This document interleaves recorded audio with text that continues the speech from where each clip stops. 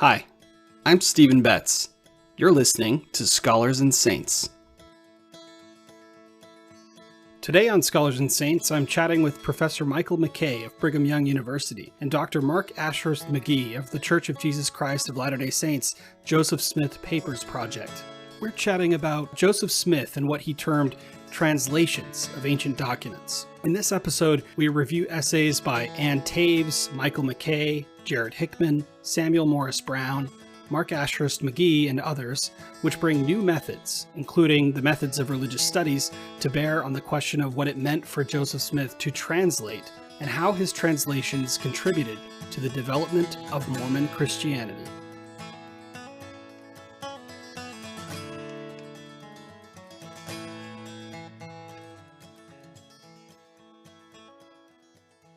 Today I'm sitting down, virtually of course, with Mike MacKay and Mark Ashurst McGee to discuss the book they recently co-edited, Producing Ancient Scripture, Joseph Smith's Translation Projects in the Development of Mormon Christianity.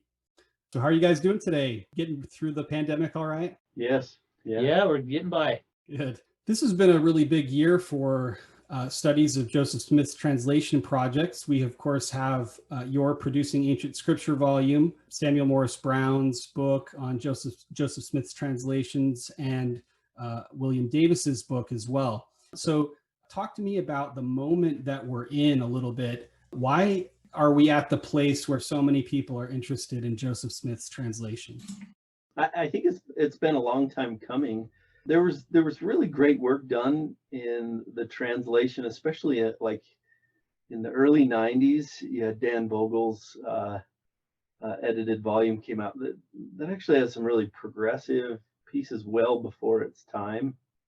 And I think the Joseph Smith papers over the years has founded a space in which the translation could be taken seriously, both academically and religiously.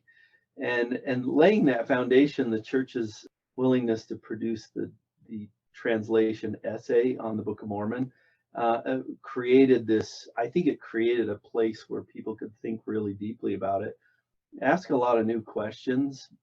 And I think like it was 2011 when Brant Gardner published his book on the translation, which was a great summary of what had come, but also produced some extremely new material, especially his theory on mentalese was a big deal, a thoughtful piece. And since then, there's been a lot of the history that's been drawn out. And I think, so over that time, I should jump back to Mark's dissertation. That may have been that's like 2000, was it? Or my thesis. Your thesis, yeah. A master's thesis, the size of 2 PhD dissertations. But, so you get these foundational works that have built up over the past 2 decades, really thought-provoking work. I think Sam's work has opened up a lot of doors. And now you see some of the bigger pieces that have like really mature pieces. Sam's is a theory of translation in general. It's really quite brilliant. And Bill Smith's recent book, this is a remarkable piece of work, like pulling together the ability, the mnemonic devices and the different preaching methods that can produce something like this. And then we also have great work that's come from outside, like Ann Taves. Ann Taves has invested a ton of time into understanding Mormon scripture and produced really amazing work. And so the fruition of all this, I think, has to do with the broader changing Mormon studies environment, the Joseph Smith papers, but people just seriously interested in this American-born scriptural canon that is remarkable. The text is amazing, and its reception history, though it's deep, there's still a lot of really interesting examinations that can come by. So I think what you're seeing is actually the maturing of this super interesting topic. Hey, I want to add a story here. Back when Mike was at the Joseph Smith papers, we were actually next door neighbors in the offices there, and he was working volume 1 of the document series. So he was dealing with, so his period covered the coming forth of the Book of Mormon and the Revelations during that period, including like what's now D&C 6, 8, and 9, sections 6 through 9.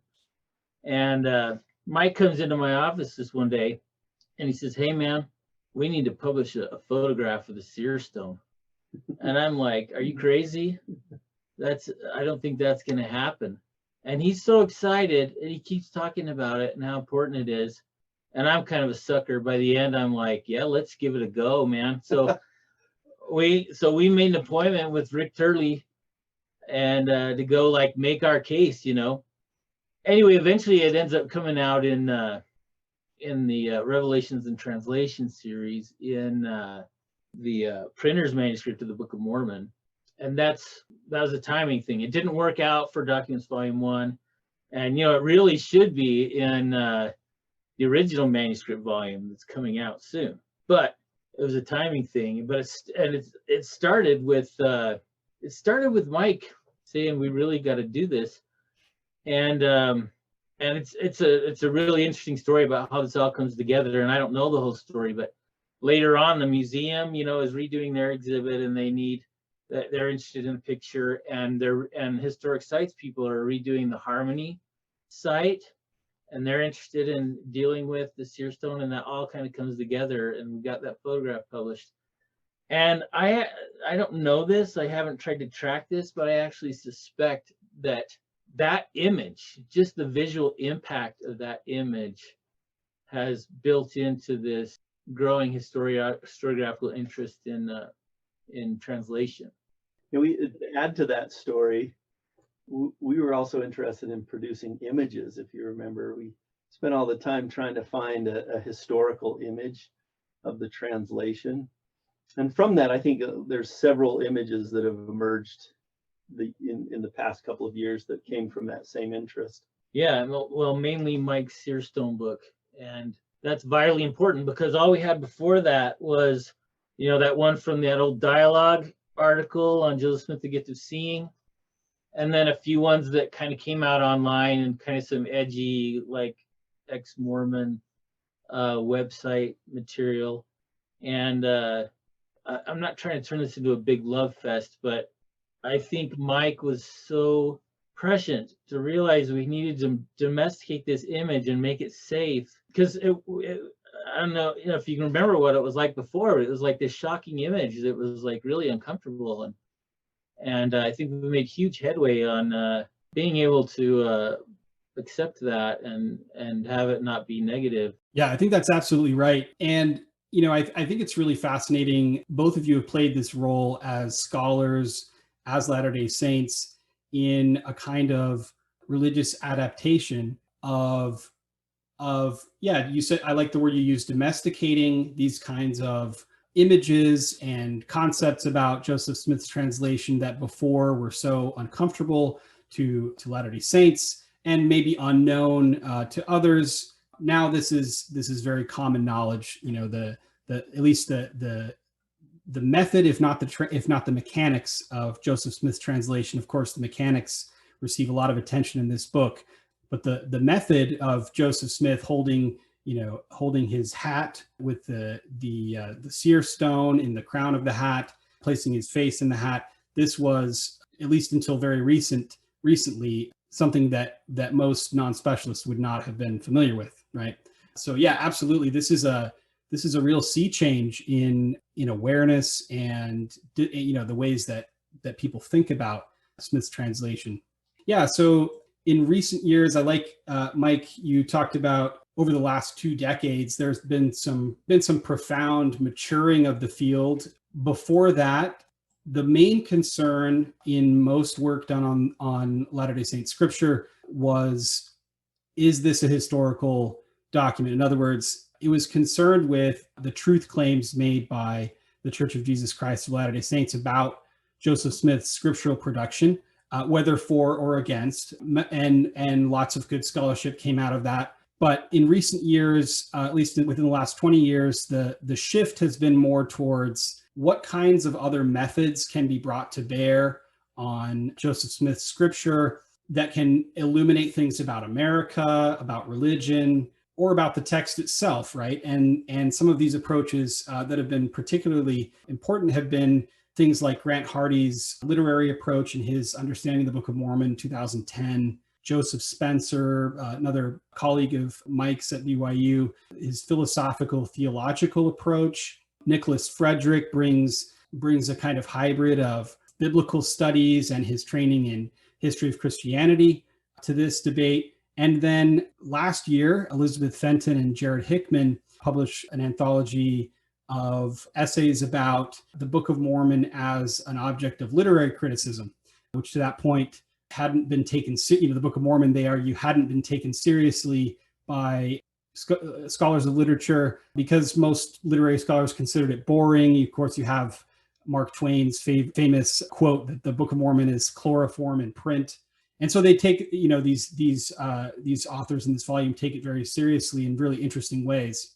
But I think that brings us to present moment and your volume, Producing Ancient Scripture, which, as we noted, is among several books published this year on Joseph Smith's translation.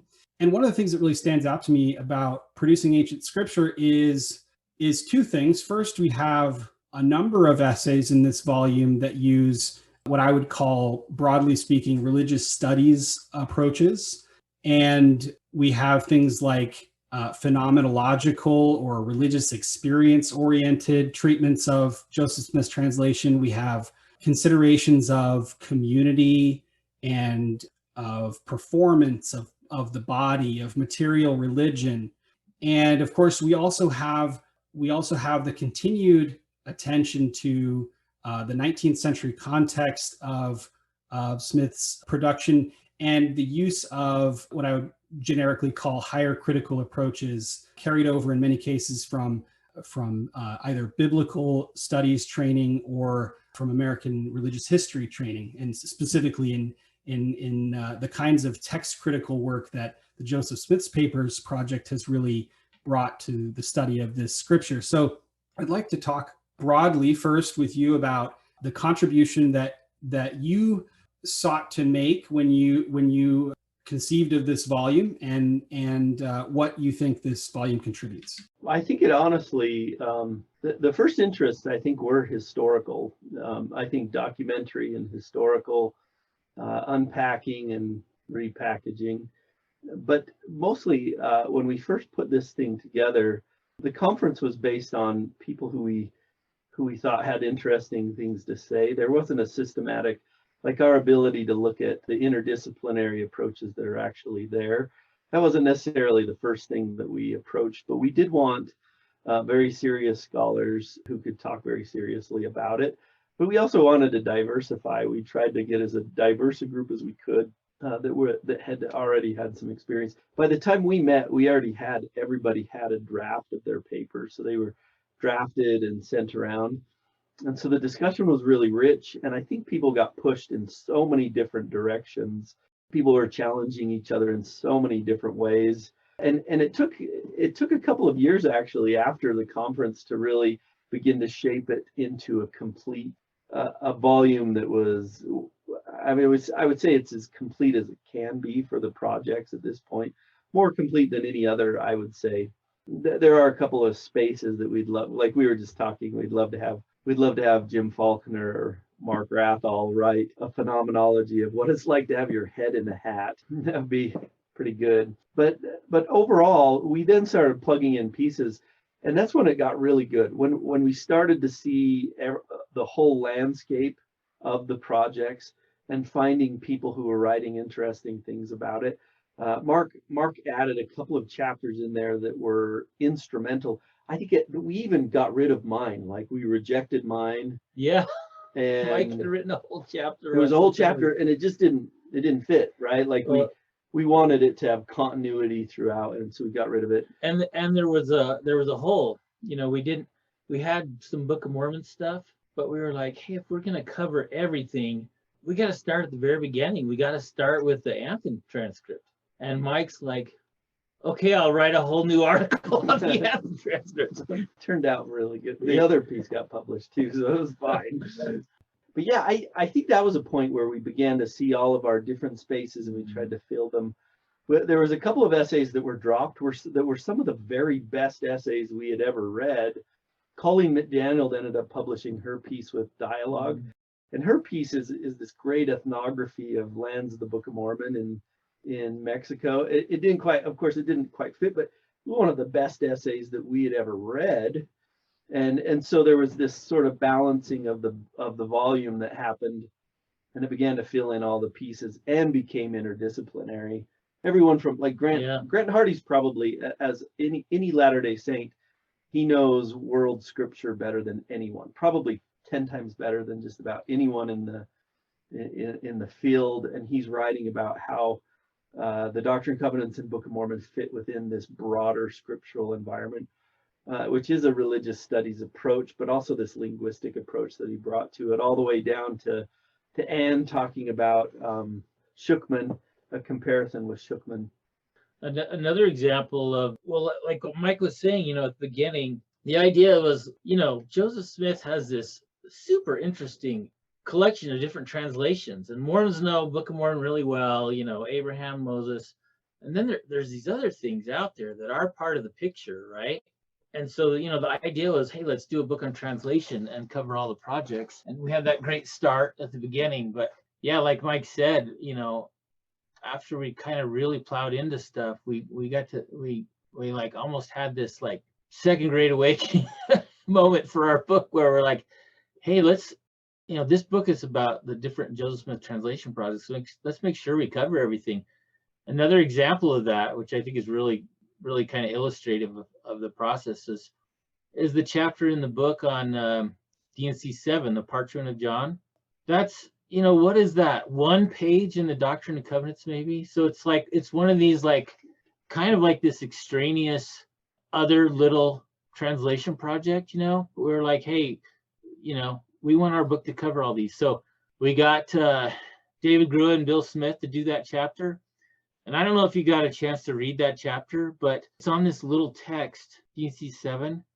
But there is so much going on. There's like just incredible implications built in to that story of, of when the text comes out, right in the middle of relaunching the Book of Mormon, and then getting kept with the Revelations instead of with the Book of Mormon, and being changed like a revelation and not like a translation.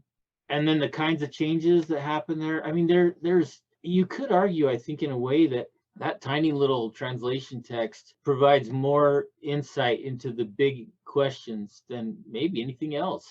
So even though it's kind of a smaller translation project, that's actually, in my view, a huge part of the book in terms of rounding out the whole picture. Yeah, so say more about this, the sort of the argument that they're making and like these implications. What do you see the big implications being for this? One I'd say is just I think that chapter does a really good job of shining a light in an area that we hardly ever look at the surface of Mormon history.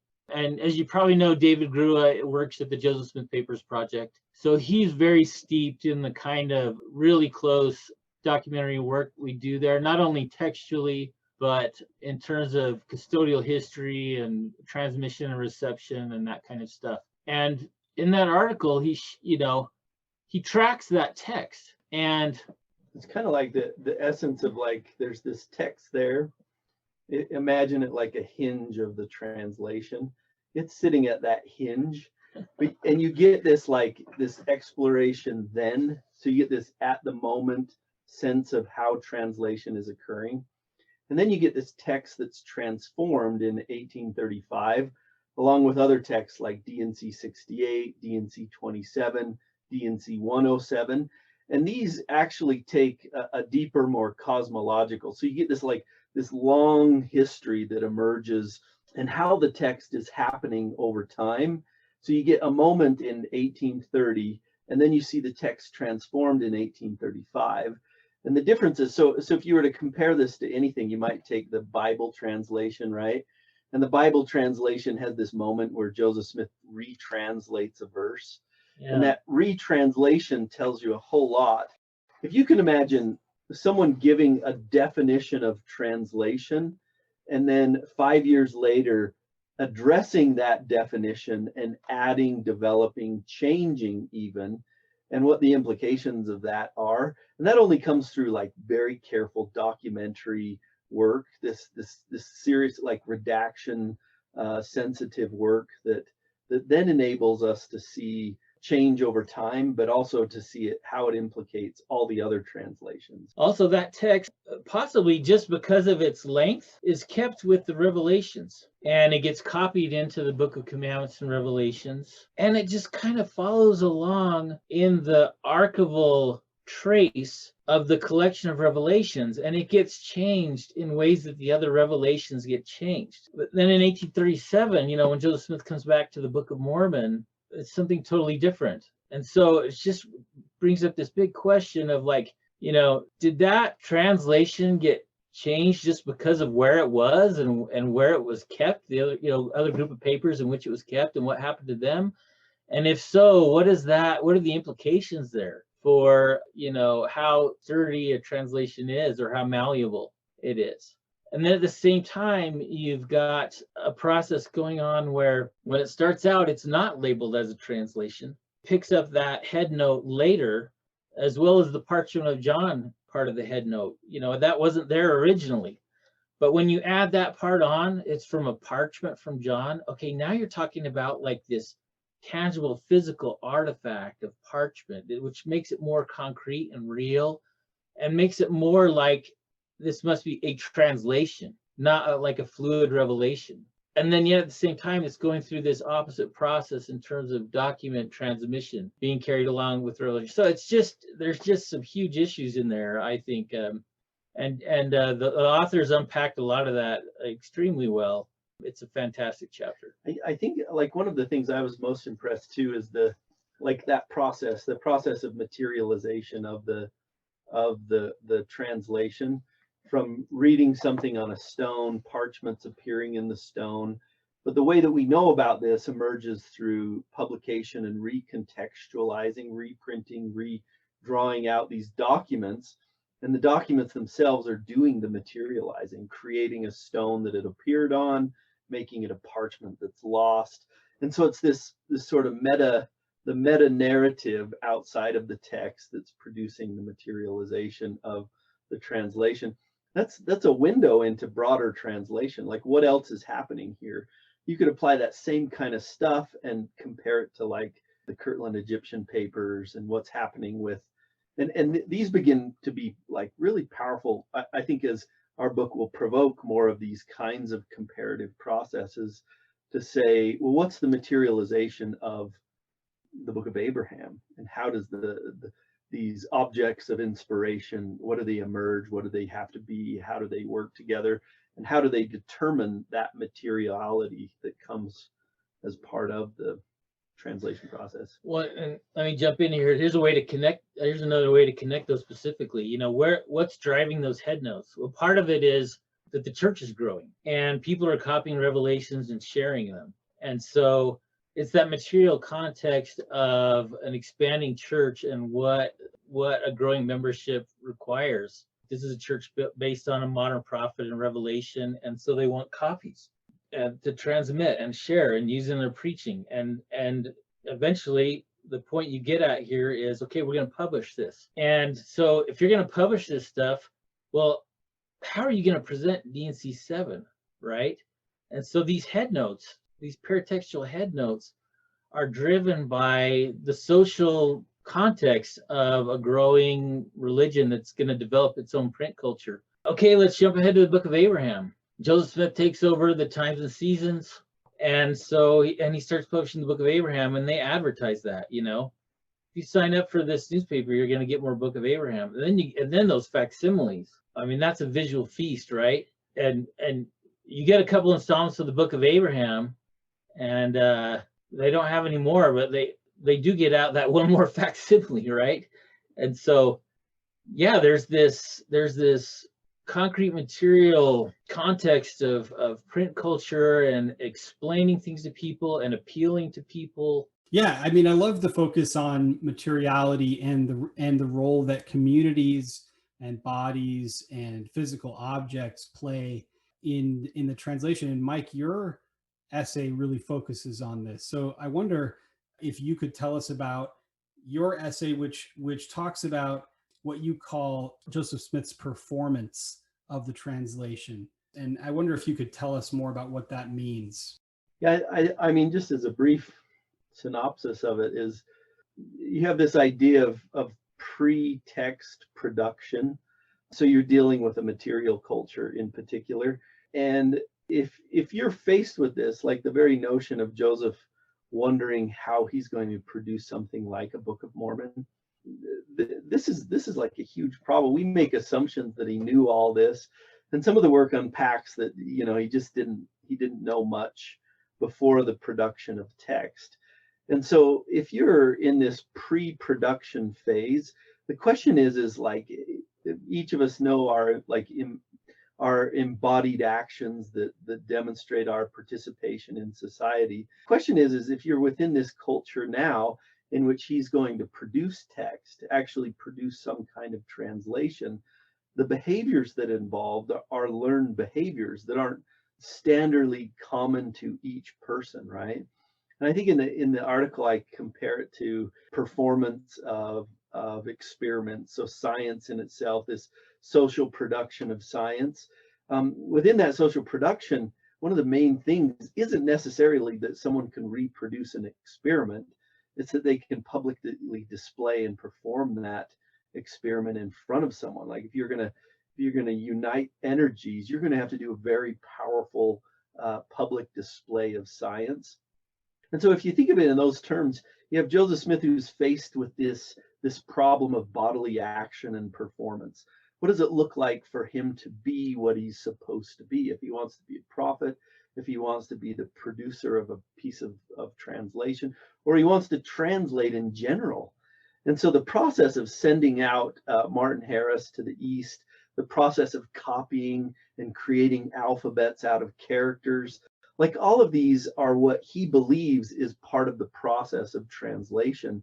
And it's a process of participating in a broader societal culture that does this kind of thing and learning those embodied activities. And so as part of this, what you really get is, Joseph isn't going to, like, he has a handful of individuals and how a prophet might behave, but he also is trying to decide how a translator might behave. And copying the characters and asking a translator to translate them is probably the most common sense response to how would I produce something that like this and society would accept it as a translation. These are all very important points for the efficacy of a book that he's about to produce. And he goes through these behaviors and practices and performances, and he puts himself on this specific space in which he could then begin to produce the Book of Mormon. And that in itself is a secular translation. This is a kind of appropriating characters and a different language into your common language. And that kind of stuff is valuable. The translator in himself would need to understand these two cultures, participate in the performances and produce that text. And so that's the essence of the entire article. You're basically saying that his performance constitutes him, makes him legible as performing this role in society. He's doing the things that you have to do to be recognized as a translator in society. And in some ways, that's also doing the work of maybe persuading himself that he's also a translator, that he is qualified, that he's in the right headspace, that he's doing all these things. Yeah, absolutely. Yeah, and so we have various. I would say in the book we have theories of translation that kind of try to get into Smith's headspace, or that get into his sort of the practices that he's doing, and then we have analyses of the results of his translation, I'll say. So I want to talk about a couple of these examples of the first type. We mentioned earlier Ann Taves' comparative piece on comparing Joseph Smith and Helen Shukman. Helen Shukman, who was a professor of psychology at Columbia, mid-20th century, and kind of out of the blue produces this text called A Course in Miracles, which she says she is dictating according to an inner voice that she's hearing, the voice of Jesus.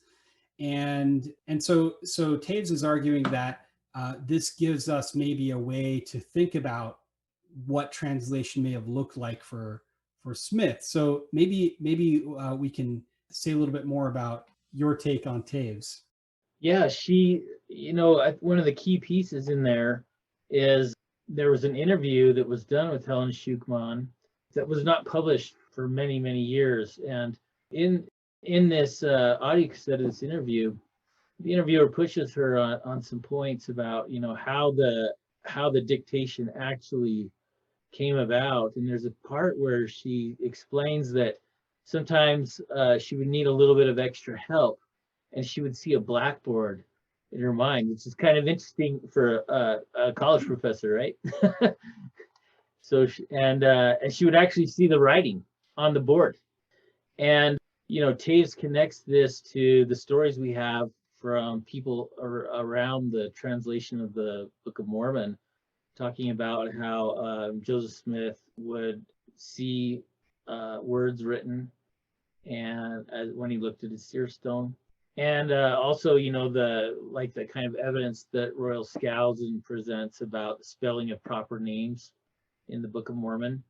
And so kind of Ann's point, as I take it, is she's saying, okay, so what if Joseph Smith's experience is let's compare it to Helen Shukman's, what if it's kind of like that, where yes, he can see words and spelling, but maybe that's more like in a tough spot, like when it comes to a new name. But in other places, it could be more fluid, like it was more fluid for Helen Shukman. So, I mean, that's like a brilliant use of the comparative method to reassess that evidence of seeing, which is extremely strong. It's extremely strong, and it hasn't really been, I don't think, really been dealt with in people looking at this, because the whole, just to go back to the beginning, the whole point of a seer stone is you look in it and you see something. So if Joseph Smith is seeing something, well, what is he seeing? And everybody around him is saying that he's seeing words. That's something that has to be dealt with, that some people aren't dealing with. And Ann Taves, by using this comparative method, kind of opens a door that kind of seemed to be shut in some ways. So I thought that was really good. And I'm kind of a Skousenite here at heart, really. But I recognize, this contribution. It's very good the way she did this through comparative method. I think the one thing, if I can add to that too, one of the powerful notions that she offers is, I think there was a sort of an apologetic answer that demanded that Joseph couldn't do that, right? This was the demand. They would limit the number of days. How could he do it in this many number of days? And all of these arguments have really weak sort of stances. Like, if it was only like 60 days that he published it, you do realize that the concept of the Book of Mormon had been around for a decade already. Like, he may have read it off of, and these were things that they pushed back on. The idea that he was incapable, turning Joseph into the farm boy, the person who couldn't do it, which in some ways degraded who he was. Like, if you look at his ministry, you're talking about someone who is a key figure in American history for what he did. He's not some small figure that is a nothing. He's actually genius in so many different dynamic ways. And we want to say, well, he was uneducated, he couldn't have done this. I think his whole ministry demonstrates that he could do it. And that's a big piece of evidence. And her sort of interdisciplinary approach, her cognitive psychological background that enabled her to stop and say, well, and comparative background in religious studies, like, let's see if there's someone else who's done this. And then producing someone who's perhaps produced something. I don't think the literature is as good. Let me be clear about that. I do think the Book of Mormon is far better, but the possibility is there. And then the cognitive psychological approach has demonstrated that it's possible. And so now we're not stuck in the idea of saying the Book of Mormon is true or valid or efficacious because it was produced in 60 days. That, in fact, is an argument that even defies itself, and the fact that it still claims to be a miracle. A bigger miracle would have been if God broke through the heavens and handed him a manuscript already published. And that would have only taken 30 seconds. So does that make it more miraculous, or does it make it more remarkable? It certainly doesn't. The text, it causes this turn to the text. The death of the plates, the death of this idea emerges the life of the text. And I think that's what's happening here. And Ann's piece in particular has demanded that this reception history that has largely been based on a materialist approach demonstrates that Ann's materialist approach is better. And then you need to turn to this, once again, these linguistic approaches, rather than these materialist sort of scientific approaches that demand that this is the way that has to be, because it doesn't. She's demonstrated, there's a crack in the dike here, and she's produced that crack. Yeah, I mean, and Mark, you brought up this idea that, Latter-day Saint scripture itself that Smith produces talks about translation, right? It talks about methods of translation, methods of miraculous translation, specifically in several cases through the same methods that Smith, or at least that Smith's contemporaries claim that he is using, through the use of what have been called interpreters, or Urim and Thummim, etc. And so this is sort of the tack that Sam Brown takes, is he does this kind of exegesis of Mormon scriptural texts and says, okay, if Smith is, what does this reveal about maybe the way, whether you're interpreting this historically or interpreting this as the production of Smith's mind, what does this reveal about the way Smith is maybe conceiving of his own translation? Yeah, there's a little bit of an interesting backstory there on Sam's chapter. I actually really tried to push him hard to take on, he's pushing his chapter looks very closely at the production of scriptural text inside of the Book of Mormon narrative, which is a really good thing to look at. Great idea, something really good to do. And I tried to push him really hard on saying, okay, this is a cool approach, but you have to, what about all the counter evidence? And I think he was really smart to say, I can't take all of that on right here. We're just going to focus on this. Yeah, I really like the way that Sam is. Like I said earlier, I'm a historian and I'm a documentary editor, and in a way I'm kind of a really caught up in. I find it really compelling the way that the evidence that Royal Skousen has found lines up with what the witnesses say, which lines up with what the text of the Book of Mormon says, which lines up with the logic of D&C 10.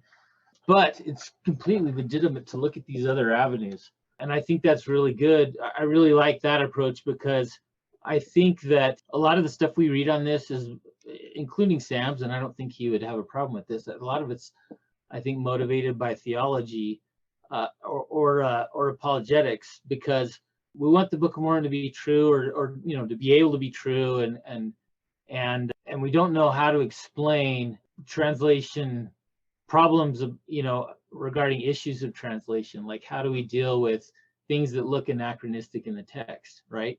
If Joseph Smith is reading words, how do we explain that, right? But if he's more of an agent and it's more metaphysical, then his environment it makes more sense for his environment to be part of the translation product, right? So I think that's actually, we have some theology and apologetics motivating a lot of that approach. And as a believer, I'm open to that, but as a historian, I'm wary of that. But I do like the way in this chapter Sam is looking inside the text of the Book of Mormon at other ways that scriptural text is produced. The one thing I think Sam's chapter needs, the reason everybody needs to read that chapter, number one, structurally speaking, this is kind of like a historiography piece. It lays out the method of production, the process, the mechanics, as he calls it. But one thing that he demonstrates is it's this double-edged sword where he takes on reading, and reading is both an apologetic approach, and reading is also a sort of a negative or a negative approach, right?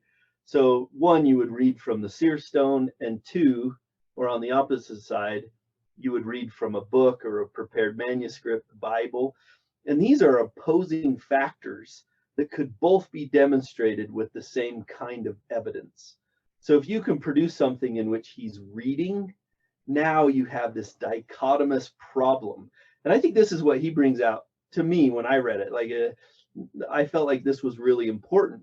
When you demonstrate that he was reading something, you face the double-edged sword that reading is the ultimate apology, reading from seer stones, God having all authority in the text, or God having zero authority and having a pre-prepared manuscript in which he read from. And I don't know if that was that certainly wasn't his entire intention, but that was a major part. He was looking for evidence of reading or not reading, and his answer was, there is no evidence for reading. And I think that will be a debatable issue for a long. I'm like Mark, more Skousen-esque in this position. Well, yeah, Brown argues that this is an oral production, right? Like this is a, he points to places in the text that seem to indicate that this is a kind of extemporaneous, and now we're getting back into Bill Davis territory, kind of an extemporaneous production, which of course, there are difficulties with that theory as well, from the perspective of analyzing the way that the text functions. And Bill Davis gets into a lot of those sort of structural things, and listeners should go read that book. But yeah, so Sam Brown is arguing the oral production is really the center. Kind of an interesting counterpoint in some ways to that is Jared Hickman's essay, which just blew my mind. Phenomenal reading of of the concept of translation. He's essentially arguing that etymologically people have been misreading the meaning of translation. Of course, one of the traditional ways that particularly Latter-day Saint scholars of Mormon scripture have argued for the concept of translation is to say that, well, translation is more like transmission, or translation is more like this idea that you're not necessarily translating word for word, but you're sort of getting the ideas across. And Hickman says, no, actually, we can show in the history of English that this word, and even into Greek and Hebrew, this word has always primarily meant physically moving from one place to the other. So he's exploring this idea that what if what Smith is doing has nothing to do with text? So I'd be really interested to hear your thoughts on that essay. Wasn't that wild? What did you think when you started reading that essay and noticed that you were reading a bunch of etymology? Oh, I loved it. I mean, if the primary use of that word has nothing to do with the translation of one language into another, but rather, in the sense of Elijah or Enoch, who are, quote unquote, translated into heaven, they're moved physically from one place to another, right? And that's how it's used in the Bible, which is so important in Joseph Smith's background. Yeah, like even the 1828 dictionary, where a lot of these definitions are being drawn up. The 1828 dictionary it's being produced alongside the Bible. Like the Bible is one of its primary sources. So like one of the definitions that's in there in the 1828 dictionary is this idea that the bishop was translated from New York to, I can't remember, St. Louis or wherever it said, and that translation of bodies. But I'd also like to move towards his point, like the simplistic idea of a one-to-one translation. Like anyone who's translating, like this isn't their academic sense of what's happening in translation. Like there's such a far bigger sense of translation and methodologies that people are trying to follow and produce. Everything from like a sociocultural one that's trying to communicate a past message to a current readership, or reproduction one-to-one is essentially just something that this isn't the way that translation happens. And so number one, stepping back and realizing that, and then beginning to see how I think culturally speaking, like you said it didn't have anything to do with language, but I think it has everything to do with language. I think he's actually demonstrating like this very notion, this metaphysical transformation is a linguistic transformation. It is looking at that idea and the cultural unpacking, the materialization of it all is producing something, moving a body, producing that body, and I think it's extremely convincing. It is. I think. I mean, whenever I talk about Jared's piece, I always I wish he was here so he could give absolute precision to it, because it is brilliant, and it's pushing us into this. Those who are moving more metaphysically, so religiously metaphysical, so leaving it, asking questions about ontology and what something is, what being is largely using religious notions, but he's using this very academic notion where he's looking etymologically at it and demonstrating how bodies are being moved and bodies are being produced. But at the same time, I mean, there is this almost theological work in this piece where Hickman is basically saying that what Smith is doing is collapsing space-time between the divine and the human, right? Smith is elevating in an almost, you could say, almost hubristic way, the human to the level of the divine, or the human into the presence of the divine. And this is not inconsistent with the kinds of statements that Smith makes during his lifetime, about carrying people on his back into the kingdom. And, he's like, I'm going to take you there, whether they want me in heaven or not. Right? Yeah. Use a little craft. Yeah, use a little. Yeah, you got to be a little crafty, right? So yeah, absolutely brilliant article by Jared Hickman. Mark, I'd love to hear about your piece that you co-authored with Don Bradley about the Kinderhook plates. And for those who are unfamiliar with the Kinderhook plates, there are this infamous case in which a set of metal plates were, people later found out were created as a hoax and were taken to Joseph Smith. They appear to be ancient. They were placed in a Native American burial mound and uncovered as if they were some sort of ancient discovery, taken to Smith with these characters that are etched on there. And in his journal kept by William Clayton, is right. Clayton's the one who keeps this. This is Clayton's own personal journal. Okay, so Clayton's own journal.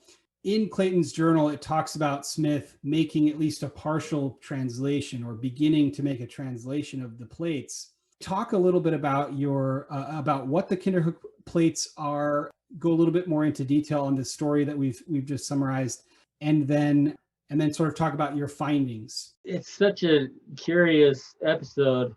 These guys down in Kinderhook, Illinois, which is about 70 miles downriver from Nauvoo. And there are Latter-day Saints in the area down there. And they get a hold of this copy of Party P. Pratt's missionary tract, The Voice of Warning. And they're reading about the Book of Mormon. And Party P. Pratt quotes from one of the Psalms where it talks about truth springing out of the earth. And they're like, hey, let's have some fun. You want to cause some trouble? And so they create these 6 small bell-shaped brass plates. They inscribe the plates. They, like you said, they deposit them in an Indian burial mound, and then they kind of lead this unsuspecting group in an excavation and dig them out of the ground. And there's a couple Latter-day Saint guys there in that group that digs them up, and one of them is reportedly, just jumping for joy, saying, "Hey, this is going to prove the Book of Mormon." From what I've gathered, one of my findings that I thought was interesting was that I think that was kind of the point of the whole thing. In the historiography, it doesn't matter if you're reading stuff by anti-Mormons or ex-Mormons, by Mormon apologists, or just by like Illinois historians who are interested in local history, or it doesn't matter who you're reading. Everybody presents this as a trick that was intended to deceive Joseph Smith. And to start out with, one of the interesting findings is, it doesn't seem to me that that's the case. I think it was just a local prank on the neighbors. I think this hoax actually blew up beyond their wildest dreams when the plates were taken up to Nauvoo and shown to Joseph Smith, and then he translated a portion, and I don't think they ever knew that, so it was even bigger than they ever knew, I think. But this is actually kind of really interesting tying back into Mike's piece. I'll get to that in just a second.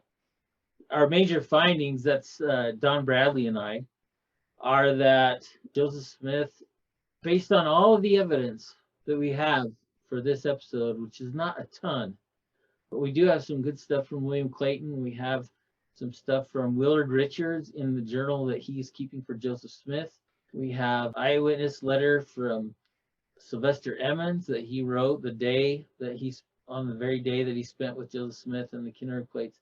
And we've got the letter from Apostle Party P. Pratt and a few other sources. So we do have some information, and everything that we have is pointing at the fact that when Joseph Smith tried to translate the Kinderhook Plates, he was trying to do so in a secular fashion, in an academic fashion, just like he had in the Hebrew school. And that's just not what most people expect, and that totally makes sense, because the reason we know about Joseph Smith and care about Joseph Smith and have interest in him is because of all the religious things he did, because of the splash he made in American religious history, and his prophetic claims, and the Book of Mormon and the Golden Plates. So it totally makes sense for us to just assume that if he tried to translate the Kinderhook Plates, it would be like when he translated the Golden Plates. But if you really dig into Joseph Smith's personal life, then that doesn't work, because it becomes so much more complex when you find out about the interest that he develops in language and and how that interacts with his role as a prophet. You point out that the Kinderhook plates appear to Smith to resemble, Egyptian characters he associates with the Book of Mormon in particular, and also probably does he talk about the Egyptian papyri that he's acquired as also resembling the Kinderhook plates? Party P. Pratt says that people in Nauvoo had compared the characters on the Kinderhook plates with the characters from the papyri. Yeah, so it does fit into his kind of picture of his religious cosmology, right? And yet it doesn't seem like this is a huge priority for him, despite the fact that if this really is the real thing, this is his public vindication right here, right? Like here's proof. Here's proof. Here's a new set of gold plates, basically, that will prove that what you're saying is true. Yeah, and they did get that point across. The Taylor and Woodruff, who were running the Times and Seasons, they printed that broadside with the 12 facsimiles of the sides of the 6 Kinderhook plates, and said, this shows that this is external evidence for the golden plates of the Book of Mormon. And then now the next step would be translation, and nothing's ever published there. It's from Clayton's journal that we learned that Joseph Smith did attempt to translate a portion, apparently said to Clayton that he had translated a portion of the Kinderhook plates. Don and I think we do a good job in showing that he actually has translated a portion of the Kinderhook plates, and that portion consists of a single character, a prominent character at the top of one of the plates. And that, try to make a long story short, that the content that he derives in this translation is the content matching the content that goes along with the character found in the grammar and alphabet of the Egyptian language. And that character looks very similar to a character at the top of one of the Kinderhook plates. So, it's kind of seems like, we just don't know for certain, but, he's not looking at a seer stone in a hat. This is apparently like he's doing the same thing he did when he took a Hebrew class from a Jewish professor. And in his Hebrew class, they had all these different language exercises, including translation, where they were given, they would translate the Bible. They'd be given the Bible in Hebrew, the Old Testament, Genesis in Hebrew, and they would use their lexicons and manuals to look up these Hebrew characters and translate them into English.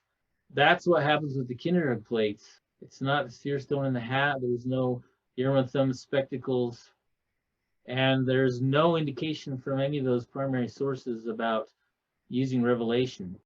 Yeah, so there seems to be this shift towards really seeing himself as a secular translator, as a linguistic translator. Yeah, and you know, I actually in the chapter, Don and I had to get that one main point across, and it took us 70 pages, and we weren't able to really go further. I actually wrote a whole nother section of the paper that I had to turn into one sentence at the end of the chapter. But it's really kind of just in terms of us sitting here talking about this whole book, I'll bring it back to the book. It's kind of amazing how it's almost like a full circle. This almost takes us back to Mike's article at the very beginning with the Anthony episode. It seems that Joseph Smith has reached a point where he doesn't need Anthony. He is Anthony. You know, he's able to now do what he couldn't do in 1828, or at least he feels comfortable enough with himself, with the rudimentary language skill that he does have, that he gives it a shot. Yeah, I mean, this is really clear. There are other essays that you should certainly go read. Matthew Gray's essay on the use of Hebrew, also Brian Haugland's on Egyptian and the Egyptian grammar. But yeah, I mean, he certainly by the end of his life, famously in the King Follett sermon, is kind of riffing or doing some exegesis extemporaneously on some Hebrew words, and in ways that Hebrew scholars would typically tend to disavow. But in his own mind, Smith has this kind of mastery of language that allows him to almost access its metaphysical dimensions. And I'm sure we could talk for a long time about that as well. Well, and he does say in the King Follett Discourse that, like when he's talking about the German, you know, how he's got the polyglot Bible, and he's like, you know, I'm going to read you some German because these German translations actually match better with the revelation that God has given to me. So he actually, not only does he feel comfortable with, you know, idiosyncratic translation, in his own words, he's kind of mixing that with, you know, I'm going to mix this up with the revelations that God has given to me. So he's interpreting scripture, you know, with that background. Before we go, I'd love to hear your thoughts on what you think the future of these kinds of studies looks like, studies of Joseph Smith's scriptural production. Like I said at the beginning, I think that this volume that you've produced points us in interesting possible directions. And I, of course, as a religious studies person, hope to see more religious studies, but also the continued excellent work, the sort of textual work and historical work that we also see in this volume. So tell us more about what you think the future looks like. I think you see some of the future already playing its way out. I think the creation of the Book of Mormon Studies Association is one of the ways that that's playing out. Theologically speaking, I think you have this massive, you've got steam rolling here. Like I think you're going to see a lot of movement there, and they are looking at things philosophically. There's a lot more literary studies that are coming in here, and I think that is one of the major places. Unfortunately, that's only happening in the Book of Mormon. You have Joe Spencer sort of is the locomotive pushing that in that direction. On the other hand, like the comparative approaches that Nick Frederick has began, and I think I shouldn't say began. Grant Hardy is done a lot of the literary, but also this comparative but intertextual studies, I think, has a lot more to say. And Nick is running that program, I think, just on his own, like pushing it forward in ways that I think no one but Nick could actually do. Those two are part of a big group here at BYU called the Book of Mormon Academy. And so I think with the Book of Mormon, there is this new category. You've got the Maxwell Institute also interested in the theological introductions. So I think you're looking at the beginning of a long future in that one strain. But at the same time, I feel like if that people shouldn't follow that particular direction, let that run itself.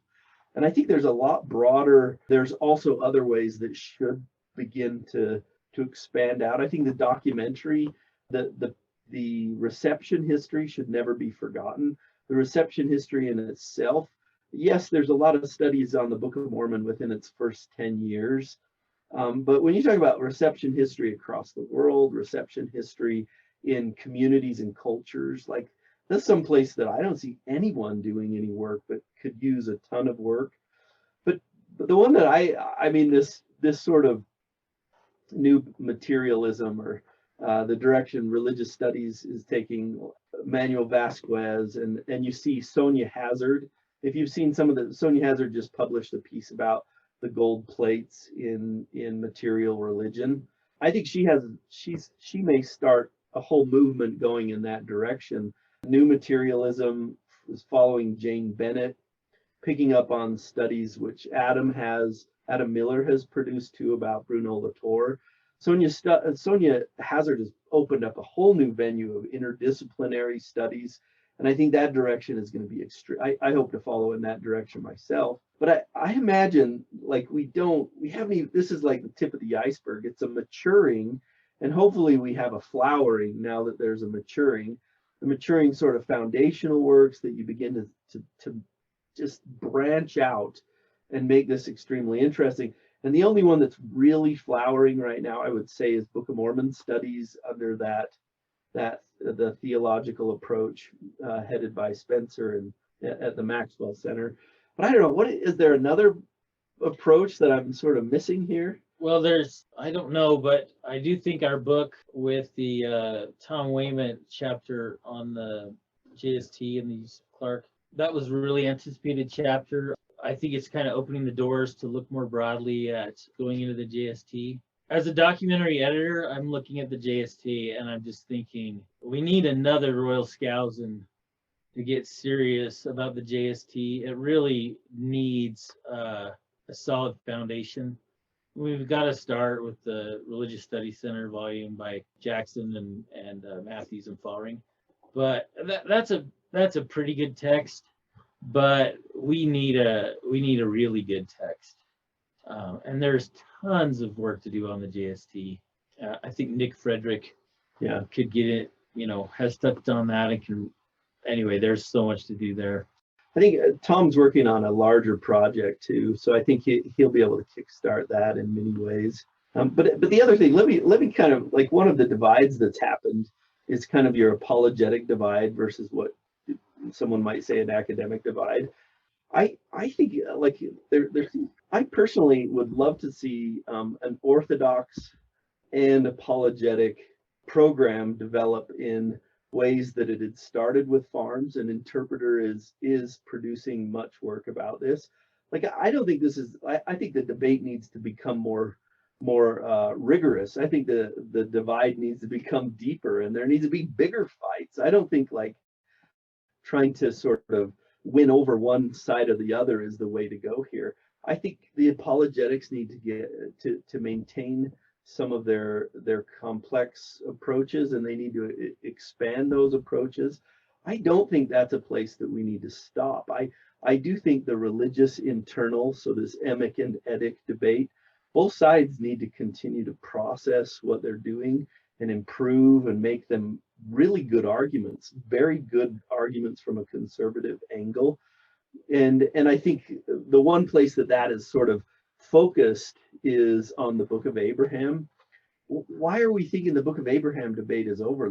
It seems like, to me, it's just barely produced another side of the argument. The 19th century development argument is one that has emerged with the Joseph Smith Papers project, and is one that needs to be continually described and fought for.